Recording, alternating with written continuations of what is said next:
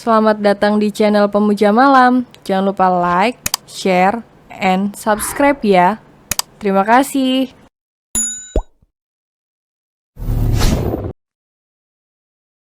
Episode 6 telah jatuh cinta secara diam-diam. Via hanya diam menunduk. Dia malu saat Viko memandanginya. Bahkan kedua pipi Via sudah memerah bak tomat. Viko dan Via naik ke kamar mereka berdua.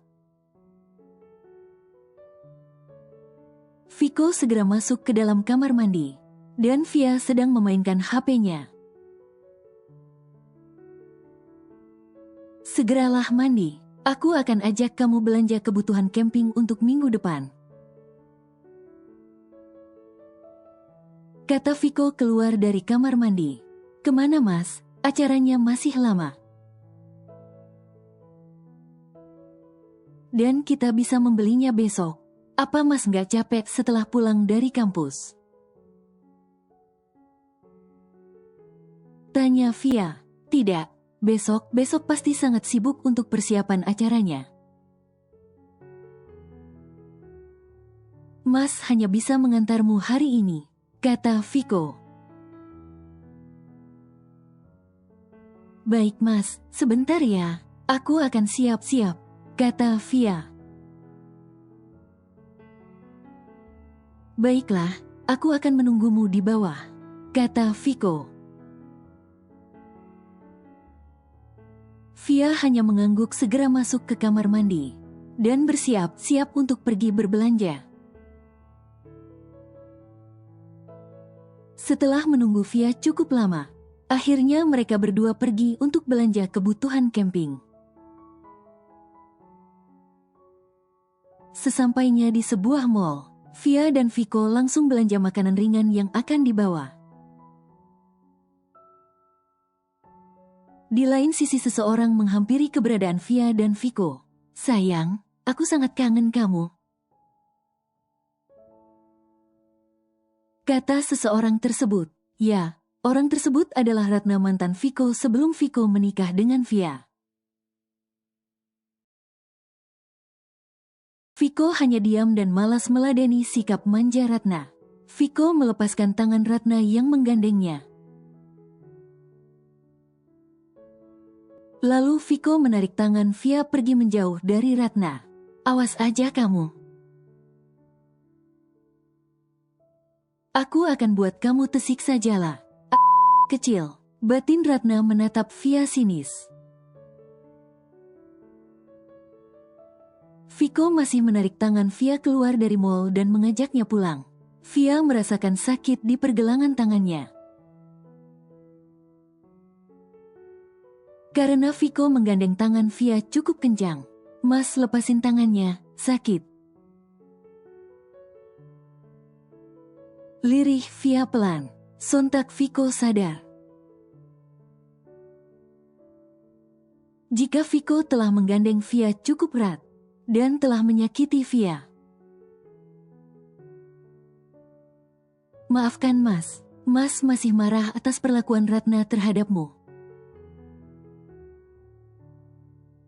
Maaf gara-gara mas kamu jadi disakiti Ratna, ucap Viko. Tidak apa mas, saya memahami perasaan Mbak Ratna. Mbak Ratna pasti tidak terima begitu saja mas Viko menikah dengan saya. Via tersenyum lembut memandangi suaminya. Dek, dek, dek. Dada Viko berdetak kencang saat Via menatapnya dengan tersenyum dan penuh lemah lembut. 1 minggu telah berlalu. Hari ini, hari di mana semua mahasiswa jurusan pertanian akan melakukan camping bersama. Mereka semua menunggu kedatangan bis yang akan membawa mereka ke tempat camping. Saat bis sudah datang, semua mahasiswa termasuk Via dan Viko segera masuk ke dalam bis dan mencari tempat duduk. Via duduk di kursi nomor 2 paling depan. Viko yang melihat Via duduk di tempat tersebut. Lalu Viko berjalan menuju tempat tersebut.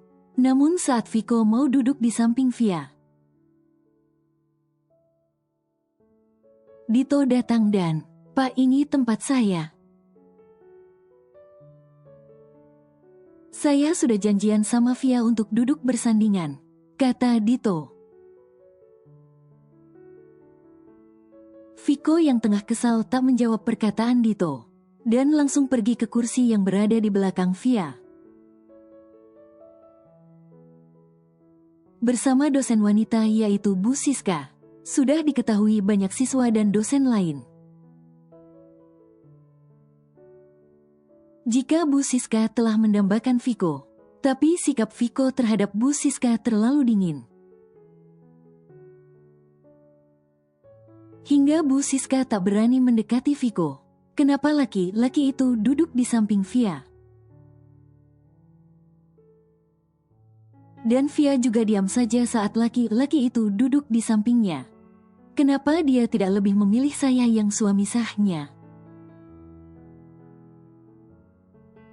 Gerutu Viko dalam hati sambil memandangi Via dari belakang. Di kursi depan Viko,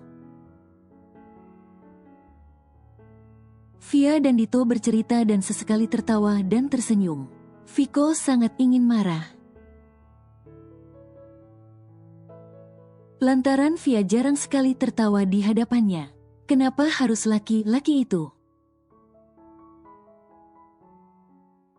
yang bisa membuat Via sesenang itu?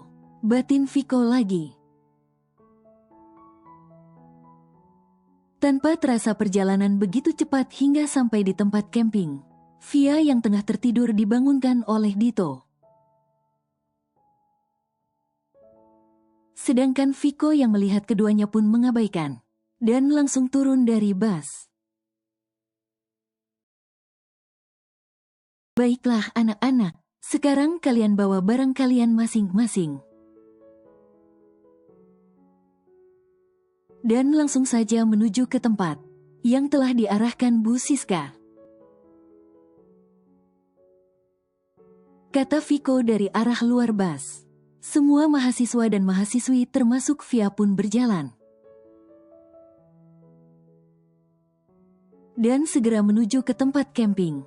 Saat perjalanan Via tidak sengaja kesandung akar pohon yang merambat. "Ah, aduh!" teriak Via. Dito yang ada di belakang Via segera lari dan menolong Via. Begitupun Viko yang melihat Via terjatuh. Langsung menghampiri Via. "Kamu gak apa-apa?" tanya Dito. "Gak apa-apa tuh, kamu duluan aja. Entar aku nyusul, dan tolong bawakan tasku," kata Via. "Terus kamu jalannya gimana? Kakimu terlihat seperti terkilir. Dan sepertinya itu sangat sakit," kata Dito. "Kamu ke atas saja dulu, biar saya yang membantu Via." Suara dingin Viko menghampiri Via. "Baik Pak, saya titip tolong jaga Via Pak,"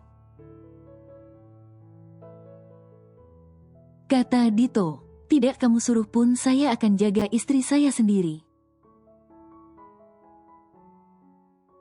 gumam Viko dalam hati. Viko membantu Via berdiri dan menggendong Via untuk menuju ke tempat camping. Awalnya Via menolak, tapi Viko tetap tidak mau dibantah dan tetap menggendong Via. "Mas bisa turunin aku, nanti Mas capek kalau gendong aku terus seperti ini," kata Via yang masih dalam gendongan Viko. "Kamu diamlah, kamu tidak mau digendong saya." Apa kamu berharap pria itu? Siapa namanya? Oh ya, Dito. Apa kamu mau dia yang gendong kamu? Kamu berharap Dito yang gendong kamu kan? Jawab Viko. Tidak mas, aku hanya tidak mau mas capek. Dan Dito hanya temanku saja, kata Via. Via tahu kalau Viko saat ini sedang marah. Tapi apa alasan Viko marah Via pun tak tahu. Yang Via tahu tidak mungkin seorang Viko cemburu kepada Dito. Karena pernikahannya hanyalah perjodohan orang tuanya. Via sudah mulai mencintai Viko. Tapi Via tahu kalau Viko tidak mungkin mencintai Via. Semua siswa telah sampai di tempat camping. Satu persatu semua tenda telah didirikan. Via yang kakinya terkilir dibantu Viko dan Dito mendirikan tenda. Via hanya diam di tempat duduk di bangku. Dan memandangi Viko yang tengah mendirikan tenda tersebut. Akhirnya sudah selesai. Kata Dito, kamu kembalilah ke tenda cowok. Biar saya yang membantu Via di sini. Perintah Viko kepada Dito. Tapi saya masih mau nemenin Via pak. Jawab Dito. Saya suruh kamu balik ke tenda ya balik. Ini tenda area perempuan. Dan cowok ada di sebelah sana. Kata Viko. Tapi bapak juga ada di sini, bapak kan juga cowok. Kata Dito lagi. Viko menghembuskan nafas kekesalannya. Via yang telah mengamati perdebatan tersebut berdiri. Dan menghampiri Viko dan Dito. Tuh, kamu mending balik aja deh ke tenda kamu. Lagian tenda udah beres kan? Biar Pak Viko aja yang bantu aku di sini. Pak Viko kan dosen di sini, jadi tidak akan ada yang siswa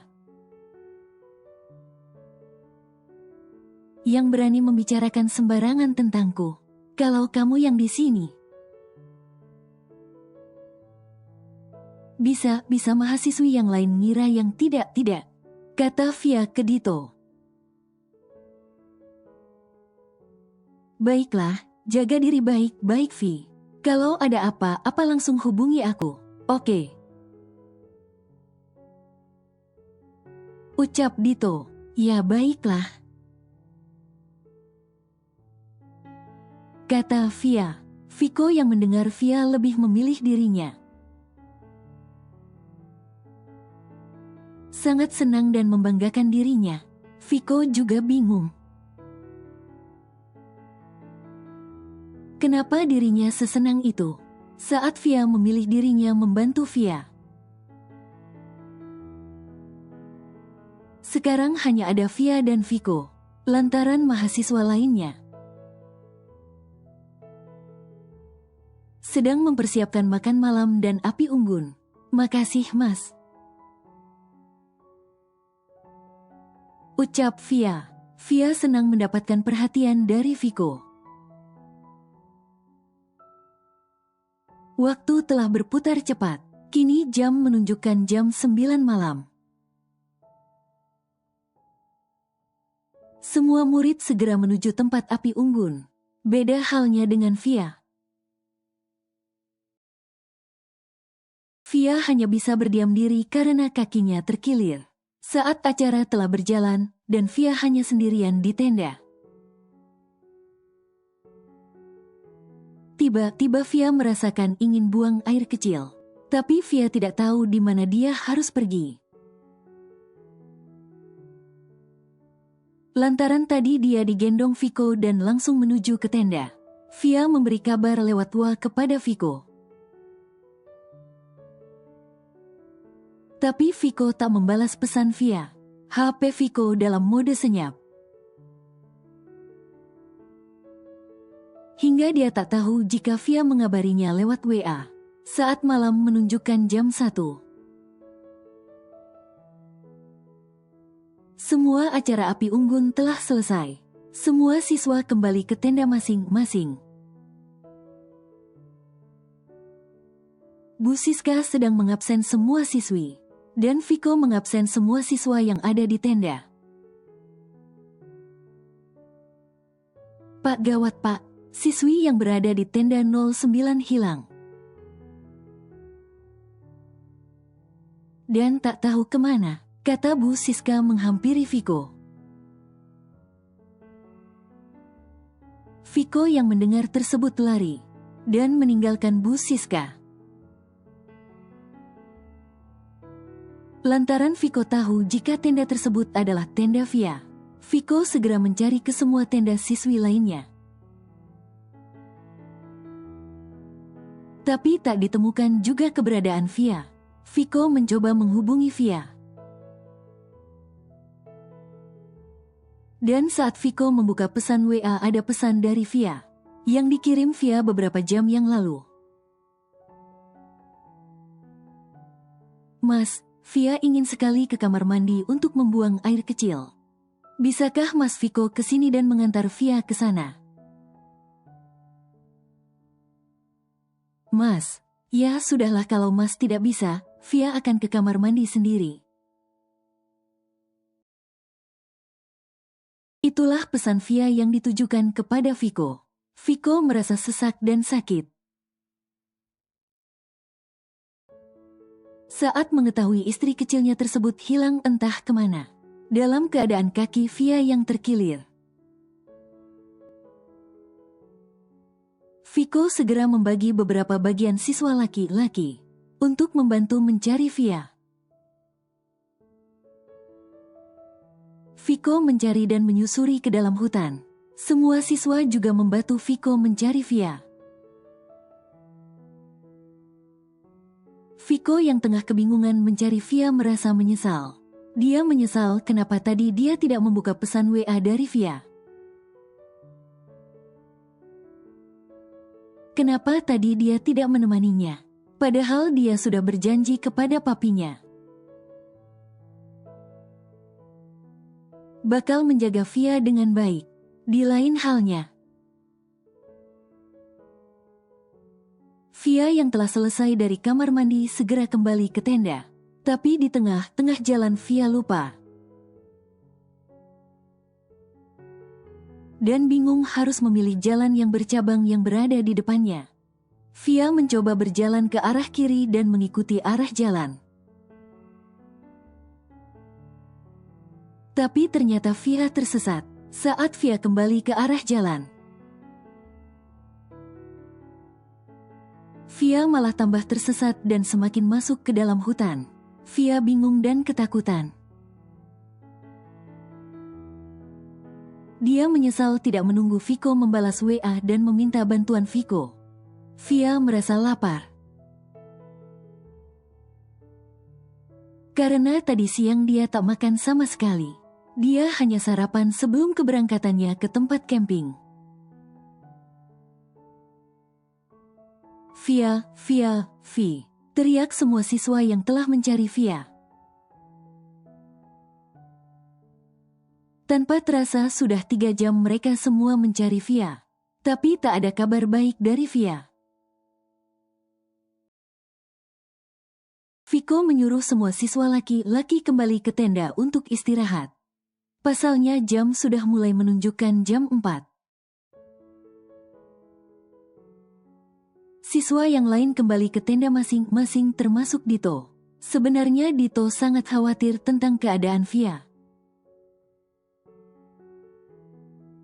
Tapi dia dipaksa kembali oleh Viko. Setelah semua kembali, Viko kembali masuk ke hutan dan mencari Via sendirian. Viko sangat takut terjadi sesuatu kepada Via. Viko menyesali sikap dinginnya kepada Via. Dia sadar jika dirinya telah jatuh cinta kepada Via secara diam-diam. Dan tidak berani mengungkapkannya. Semakin dalam Viko masuk ke dalam hutan. Tapi tak ada jejak dari Via.